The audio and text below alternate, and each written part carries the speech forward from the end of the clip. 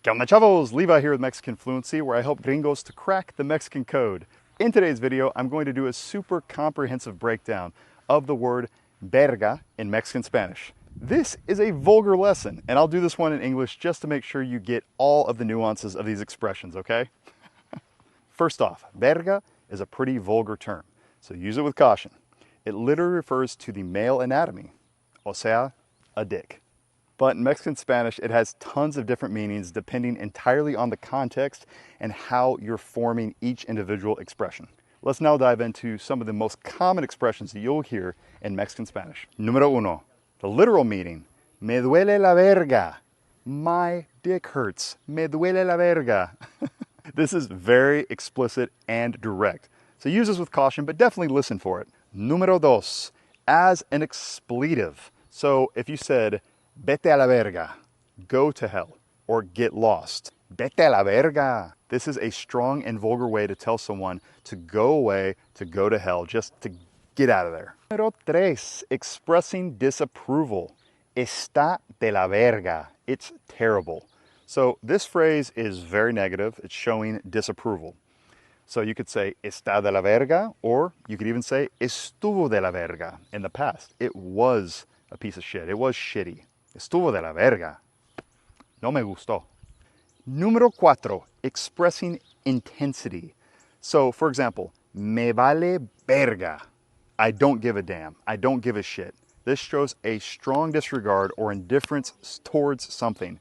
Me vale verga. Me vale verga lo que piensen los demás. I don't give a shit what other people think. Número cinco, describing a badass person. For example, ese cirujano es la verga. That surgeon is great. He is a badass surgeon.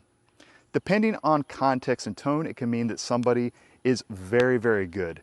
Similar to the word chingón. Ese cirujano es un chingón. Es un cirujano chingón. Or you can use verga. Número seis, no vales verga. You're worthless. This is a highly offensive way to insult somebody. Ese cabrón no vale verga, güey. That guy's worthless. No vales verga en el basketball, güey. No sabes jugar.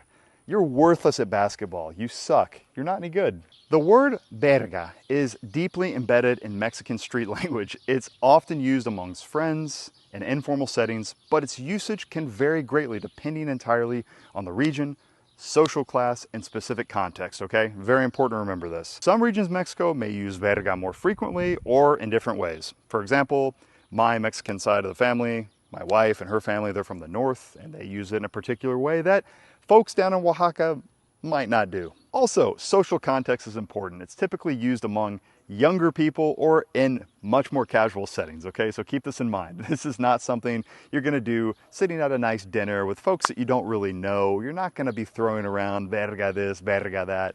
Estuvo de la verga. It's gonna sound horrible. You're gonna sound very naco, very trashy, so don't do that, okay? All right, guys, that's a wrap on our lesson on verga in Mexican Spanish. Remember, this is a pretty vulgar word, so use it wisely, and more importantly, just listen for it. If you enjoyed this video, guys, make sure to give us a thumbs up, subscribe to Mexican Fluency for more Mexican Spanish lessons just like this every single week. And of course, if you're interested in joining the Mexican Spanish Academy, head over to MexicanFluency.com. In that course, you're going to be getting many more lessons just like this, but the expanded version of them, much more in depth. And I'm actually updating the course now with new content every single week. So you're getting a lot of that Mexican Spanish immersion, listening immersion that you're really needing to eventually develop the fluency that you desire. Bueno, chavos, eso es todo. Nos vemos en el próximo video. Muchas gracias y hasta pronto.